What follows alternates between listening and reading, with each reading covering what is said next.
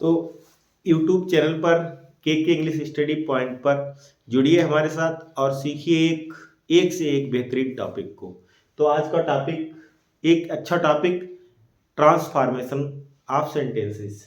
तो इसमें हम सीखते हैं कि ट्रांसफॉर्मेशन पहले होता क्या है, इसे समझते हैं। तो ट्रांसफॉर्मेशन का मतलब होता है रूपांतरण, और इसमें क्या होता है कि बाकी का अर्थ बदले बिना बाकी का रूप परिवर्तित हो जाए। ध्यान से समझिए दोबारा कि बाकी का अर्थ बदले बिना बाकी का रूप परिवर्तित हो जाए, वह कहलाता है ट्रांसफॉर्मेशन। मतलब मीनिंग नहीं चेंज होगा, लेकिन बाकी का स्ट्रक्चर, बाकी का जो ढांचा है वो हम चेंज कर लेंगे, वो हो जाएगा हमारा ट्रांसफॉर्मेशन। तो इसमें हम कई प्रकार के सेंटेंसों को सीखते हैं। सबसे पहले सीखते हैं रिमूव टू, उसके बाद सीखते हैं एक्टिव पैसिव के बाद, इसी में हम सीखते हैं डिग्री के बाद, इसी में सीखते हैं अफर्मेटिव से निगेटिव, निगेटिव से अफर्मेटिव, फिर सीखते हैं इंट्रोगेटिव से असर्टिव, असर्टिव से इंट्रोगेटिव बनाना, एक्सक्लेमेटरी से असर्टिव बनाना सीखते हैं। इसी में कम्प्लेक्स से कंपाउंड और कंपाउंड से कम्प्लेक्स सीखते हैं। इसमें कई प्रकार के वाक्यों को हम सीखते हैं। जो एक्टिव पैसिव के वाक्य समझ सीखते हैं वो भी इसी ट्रांसफॉर्मेशन के अंतर्गत आते हैं।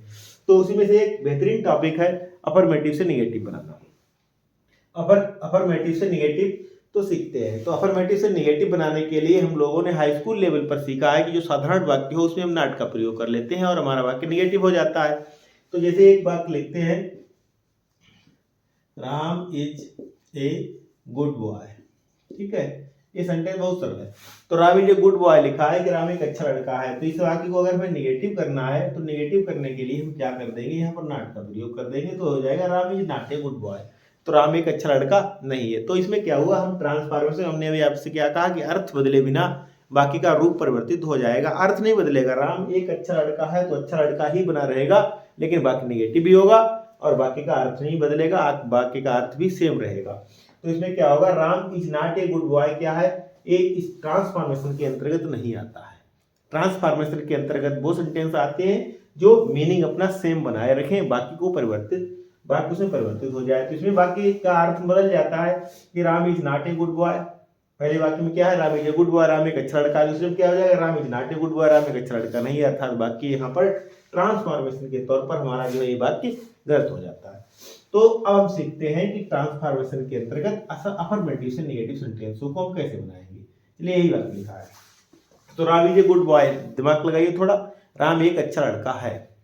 तो राम एक अच्छा लड़का ही बना रहे और हमारा वाक्य भी निगेटिव हो जाए, तो इसमें हम क्या करते हैं, सबसे पहले यदि वाक्य टू बी का वाक्य है तो इसमें जो एडजेक्टिव है, एडजेक्टिव जो है उसका हम अपोजिट लिख देते हैं, एडजेक्टिव का विलोम लिख देते हैं, एडजेक्टिव का एंटोनियम लिखेंगे। ठीक है, और बर्फ के बाद, बर्फ के बाद ही होती है, तो बर्फ के बाद क्या कर देंगे, नॉट का प्रयोग कर देंगे। बर्फ के बाद नॉट का प्रयोग कर देंगे और एडजेक्टिव का एंटोनियम कर देंगे। अब वाक्य हमारा नेगेटिव भी होगा और अर्थ भी सेम देगा। जैसे Ram is not, Ram is a good boy लिखा है तो क्या हो जाएगा, Ram is not a bad. क्यों, गुड का क्या हो जाएगा, बैड, सॉरी बैड, और बॉय। अब देखिए अर्थ को सेम रहा है कि Ram is a good boy, Ram एक अच्छा लड़का है। इसमें क्या होगा, Ram is not a bad boy, Ram एक बुरा लड़का नहीं है, बुरा लड़का नहीं है, अर्थात राम एक अच्छा लड़का है। तो इस तरीके से हम सीखेंगे कि किस तरीके से अफर्मेटिव से निगेटिव बनाते हैं। दूसरा सेंटेंस और एक लेते हैं, दिस नाइफ इज ब्लंट। ये चाकू कैसा है, मुथरा है। ये चाकू जो है मुथरा है। दिस नाइफ इज ब्लंट, ये चाकू जो है मुथरा है। अब धारदार की अंग्रेजी क्या होगी, तो शार्प हो जाएगी। तो इसका अपोजिट क्या होगा, शार्प। ठीक है, इससे पहले नॉट का प्रयोग कर देंगे तो हमारा क्या हो जाएगा, this knife is not sharp. ये चाकू जो है हमारा कैसा है, पैना नहीं है, पैना नहीं तो कैसा है, चाकू मुथरा है। तो एक तरीके के वाक्यों को सीखा गया। बाकी का टू बी का अगर आपको वाक्य दिखाई दे ही जा रहे हैं उसमें अगर प्रयोग हुआ है तो उसका जो एडजेक्टिव होगा उसे हम अपोजिट कर लेंगे, और बर्फ से पहले जहाँ पर टू बी है उससे पहले हम नॉट का प्रयोग कर लेंगे। तो इस तरीके से हमारा एक तरीके का वाक्य सीखा। दूसरे तरीके का वाक्य सीखते हैं, स्क्रीनशॉट ले सकते हैं, उसके बाद आगे सिखाते हैं। दूसरे तरीके का सीखते हैं, देखिए एक इंटर के लेवल पर और कंपटीशन के एग्जाम में बहुत ज़्यादा इंपॉर्टेंट है। आज बहुत अच्छे अच्छे मैं सेंटेंसों को समझाने वाला हूँ, थोड़ा साथ रहिए और सीखिए। दूसरा सीखते हैं कि एज सून एज वाला, एज सून एज वाला आपने शायद नियम सुना होगा, एज सून एज आई सा हिम, ज्यों ही मैंने उसे देखा, और जैसे ही मैंने उसे देखा, ही रैन अवे। तो एज सून एज का मतलब होता है ज्यों ही। और एक यहाँ पर क्या होता है कि त्यों ही की अंग्रेजी जो होती है वो हम कामा लगा करके लिखते हैं, जबकि त्यों ही की अंग्रेजी इसमें लिखी नहीं जाती है। तो एज सून एज आई सा हिम, ज्यों ही मैंने उसे देखा, ही रैन अवे, त्यों ही वह भाग गया। अगर अब हमें इस वाक्य का निगेटिव करना है, सीखना तो पड़ेगा और धैर्य बनाकर ही सीखना पड़ेगा, जल्दी में आप कुछ नहीं सीख पाएंगे। जिसे सीखना है वो साथ रहिए। देखिए एज सून एज का नो सूनर हो जाएगा, नो सूनर कर देंगे। और नो सूनर के तुरंत बाद क्या होता है, सीखते जाइए। नो सूनर के तुरंत बाद डिड का प्रयोग कर देते हैं या हैड का प्रयोग कर देते हैं। डिड के साथ वर्ब की फर्स्ट फॉर्म आएगी और हैड के साथ वर्ब की थर्ड फॉर्म आएगी। अब इसके बाद जिस जगह पर कामा का प्रयोग होता है वहां पर देन का प्रयोग कर देते हैं। इस तरीके से वाक्य बना लेते हैं। तो इसी वाक्य को बनाते हैं तो क्या हो जाएगा, नो सूनर। अब नो सूनर, अब यहाँ पर डिड का प्रयोग करेंगे तो डिड, आई और सा का हो जाएगा क्या, इसके साथ वर्ब फर्स्ट लगी, सी हिम, और देन ही रैन अवे। इस तरीके से हमारा सेंटेंस बन जाएगा। अगर डिड का प्रयोग करना चाहेंगे तो नो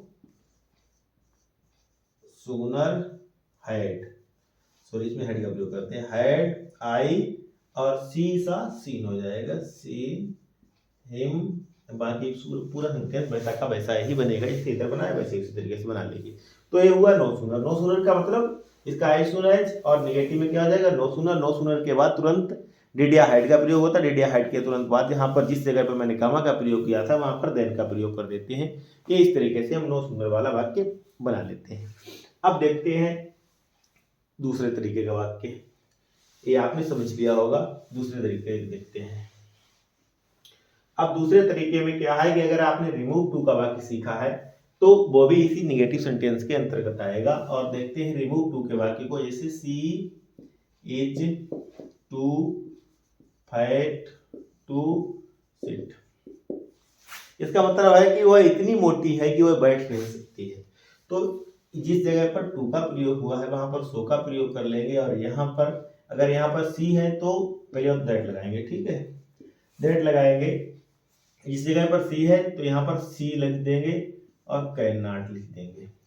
अगर यहाँ पर ही होता तब हम यहाँ पर ही लिख देते हैं। यहाँ पर प्रेजेंट की, ये प्रेजेंट के वाक्य है इसलिए यहाँ पर कैन का प्रयोग हुआ। अगर यहाँ पर बाज का प्रयोग हुआ होता तो कुड का प्रयोग हो जाता, ठीक है। तो सी के अनुसार यहाँ पर सी का प्रयोग हो रहा है। अगर मान लिया अगर राधा लिख देते हैं तब भी यहाँ पर सी का प्रयोग ही होगा, क्योंकि राधा भी स्त्रीलिंग है। तो अब सेंटेंस समझिए, राधा इज, टू की जगह क्या हो गया, so fat that she can not, और वर्ब आ जाएगी सिट। तो ये इस तरीके से एक अफर्मेटिव का वाक्य है और इसे मैंने निगेटिव में बदल लिया। अर्थ दोनों का सेम है, ठीक है। आशा करता हूँ ये भी समझ में आएगा। दूसरा वाक्य हम लिख देते हैं, आप स्वयं बनाएं, कि दूसरा आप खुद बनाएं। Ram is too poor to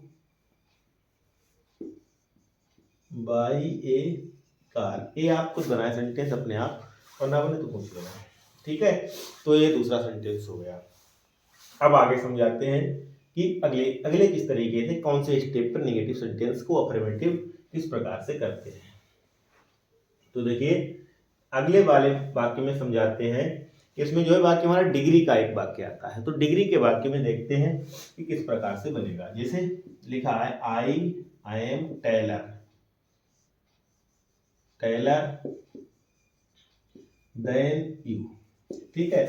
I am taller than you, एक क्या है, मैं आपसे लंबा हूं। तो इस वाक्य को अगर हमें नेगेटिव वाक्य करना होगा तो इस वाक्य को हमें पीडी में बना देना पड़ेगा। ये मतलब हमारा कंपैरेटिव डिग्री में है, और उस वाक्य को मैं बनाऊंगा तो वो हो जाएगा पॉजिटिव डिग्री में। तो पॉजिटिव डिग्री में क्या करते हैं कि ये जो है इसे हम कर्म मान लेते हैं, तो ये हमारा इधर आ जाता है, ठीक है। यू के साथ लगेगा आर, फिर यू आर अगर नाट ना आया हो तो लगा देते हैं, आया हो तो हटा देते हैं। ना अगर समझ में आए, डिग्री अगर ना समझ आए तो मुझे बता देना, मैं समझा दूंगा। यू आर नॉट सो, इसकी पीडी लगेगी तो टाल हो जाएगी, नॉट सो टाल एच आई, ठीक है। तो ये हमारा नेगेटिव हो गया। इसके क्या, मैं तुमसे लंबा हूं और तुम यू आर नॉट सो टाल, आप लंबे नहीं हो, एज आई मतलब मेरे समान लंबे नहीं हुआ था, मैं ही लंबा हूं। तो ये क्या हुआ, ये भी हमारा वाक्य जो है हमारा नेगेटिव में हुआ। ये इसके बोर्ड एग्जाम में लिख करके आएगा, जिसमें आपको बनवाएगा वो लिख करके आएगा। अगर ये नेगेटिव में बनवाएगा तो आपसे नेगेटिव लिख देगा, अगर इसी वाक्य को अगर पीडी में बनवाएगा तो पॉजिटिव डिग्री में बनवाएगा तो पॉजिटिव डिग्री लिख करके देगा, वो बोर्ड एग्जाम में लिख करके देगा एग्जामिनर, ठीक है। आगे देखते हैं कि और किस तरीके के वाक्य इंटरचेंज ऑफ नेगेटिव के अंतर्गत आ सकते हैं। तो दूसरे तरीके के सेंटेंस को देखते हैं और उसमें देखते हैं। अब थोड़ा अच्छा सेंटेंस है और थोड़े कठिन सेंटेंस को देखते हैं। देखिए लिखा है कि आई एवाक ऑल नाइट, मैं सारी रात जागा, ठीक है। अब दूसरा सेंटेंस में लिखता हूं आई वेंट टू स्कूल, ठीक है। तो अब दोनों सेंटेंसों में अंतर देखिए कि इसमें भी सेकंड फॉर्म का प्रयोग हुआ है, इसमें भी सेकंड फॉर्म का प्रयोग हुआ है, और जब बाकी में सेकंड फॉर्म का प्रयोग हो तब जो है हम क्या करते हैं, डिड नॉट फेल का प्रयोग कर देते हैं। क्या करेंगे, डिड नॉट फेल, ये भी याद रखने की चीज है, और इसे याद रखें, डिड नॉट फेल टू का प्रयोग कर देते हैं। लेकिन अब जरा सोच के देखिए कि मैंने कहा था ट्रांसफॉर्मेशन के अंतर्गत मीनिंग नहीं चेंज होगा और जो है बाकी का स्ट्रक्चर बदलेंगे, बाकी का ढांचा बदलेंगे। तो इसमें क्या है, आई अवाक ऑल नाइट, में सारी रात जागा। तो अब इसमें अगर मैं डिड नॉट का प्रयोग करूंगा तो इसमें ये वाक्य नहीं बन पाएगा, अगर बने तो आप बना के देख लीजिए, बनेगा ही नहीं। तो इसमें क्या होगा, इसमें इसका अपोजिट कर देंगे, इसका जब निगेटिव करेंगे तो यहाँ पर ये सेकंड फॉर्म है, सेकंड फॉर्म का मतलब पास्ट इंडेफिनिट में वाक्य, और पास्ट इंडेफिनिट में वाक्य तो डिड नॉट लगेगा। तो आई डिड नॉट, और एवाक का मतलब जागना है, और जागने का अपोजिट क्या हो जाएगा, स्लीप हो जाएगा। तो I did not sleep all night. अब आप अर्थ निकाल करके देखिए, ये ठीक अर्थ लग रहा होगा कि मैं सारी रात जागा, इसका मतलब है मैं सारी रात नहीं सोया। अब तो नहीं सोया तो क्या किया, मैं जागा। अब इस वाक्य को ही बन पाएगा, ये इसमें बनेगा। तो आई डिड नॉट फेल, मैं असफल नहीं हुआ। क्या नहीं असफल हुआ, वो की फर्स्ट फॉर्म क्या होगी, ये फेल के बाद इधर टू, और टू के बाद वर्ब आएगी इन्फिनिटिव, और इन्फिनिटिव का मतलब फर्स्ट फॉर्म। तो I did not go to school, तो इसका मतलब क्या हो जाएगा कि आई डिड नॉट फेल, मैं असफल नहीं हुआ, टू गो टू स्कूल, मैं स्कूल जाने में असफल नहीं हुआ। तो आशा करता हूं कि ये भी समझ में आया होगा। दूसरा सेंटेंस लिखते हैं, आई विल ऑलवेज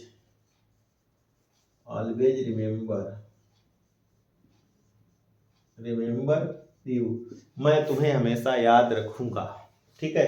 तो आजकल के मॉडर्न जमाने में जो है हर इंसान आई के साथ बिल का प्रयोग करना चाहता है, क्योंकि बिल का प्रयोग क्या होता है, जोर देकर हर इंसान अपनी बात कह रहा है। तो इसलिए आई के साथ बिल का प्रयोग यहाँ पर हुआ है कि मैं तुम्हें हमेशा याद रखूंगा, या मैं तुम्हें अवश्य हमेशा याद रखूंगा, ऐसे आप अर्थ लगा सकते हैं।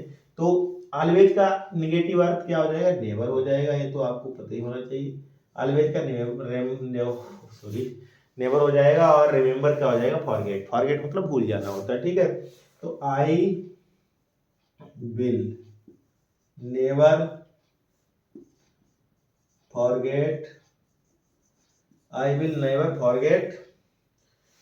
और यू हो जाएगा, मैं तुम्हें कभी भी नहीं भूलूंगा, ठीक है। तो इस तरीके से इस वाले सेंटेंस को बना लेंगे। अब सेंटेंस और भी बचे, और बताते हैं कि किस तरीके से अफर्मेटिव से निगेटिव हो जाएंगे, ठीक है। अगला सेंटेंस देखते हैं कि यदि वाक्य में ओनली या एलोन शब्द आए, ये नियम होता है कि यदि वाक्य में इस तरीके के वाक्य में ओनली शब्द आ जाए या एलोन शब्द आ जाए, तो वाक्य में सबसे पहले आप समझते जाएं, सबसे पहले, तो वाक्य में सबसे पहले नन बट का प्रयोग कर देते हैं, नन और बट, ये दो शब्द जो हैं आप वाक्य में सबसे पहले लगा देते हैं और कुछ नहीं लगेगा। जैसे Mohan alone got the prize. ठीक है, मोहन ने अकेले पुरस्कार पाया, Mohan alone got the prize, Mohan ने अकेले पुरस्कार पाया। तो मैंने बताया ना कि इसमें कुछ करना ही नहीं है, नन बट का प्रयोग कर देंगे, बाकी पूरा सेंटेंस वैसा ही बना देंगे। तो नन बट और क्या हो जाएगा, ये तो हट गया। ठीक है, अब पूरा सेंटेंस वैसा ही लिख देते हैं, मोहन गॉट द प्राइज। अर्थ आप निकाल करके देखिए, फिर आप समझिए। देखिए, Mohan alone got the prize, Mohan ने अकेले पुरस्कार पाया। दूसरे का नन बट तो किसी ने भी नहीं पाया, Mohan got the prize, Mohan ने ही पुरस्कार पाया। दूसरा सेंटेंस देखते हैं, ओनली वीमेन शुड अप्लाई, केवल महिलाओं को ही यहाँ अप्लाई करना चाहिए। तो इसमें कुछ नहीं करना है, इसमें फिर वही बात, फिर अभी से ओनली को हटाइए और नन बट ठोक दीजिए। ठीक है, none but women should apply हो जाएगा। तो इस तरीके से आशा करता हूँ कि कुछ ना कुछ समझ में आया होगा, और मैं तो अपना बेहतर देने का प्रयास किया। अभी कुछ और भी सेंटेंस बचे हैं, वीडियो बहुत लंबी हो जाएगी, फिर अगले टॉपिक में सिखा देते हैं। तो आशा करता हूँ ये सब अच्छा लगा होगा, और ठीक ठाक लगा हो तो लाइक करें और सब्सक्राइब करना ना भूलें। धन्यवाद।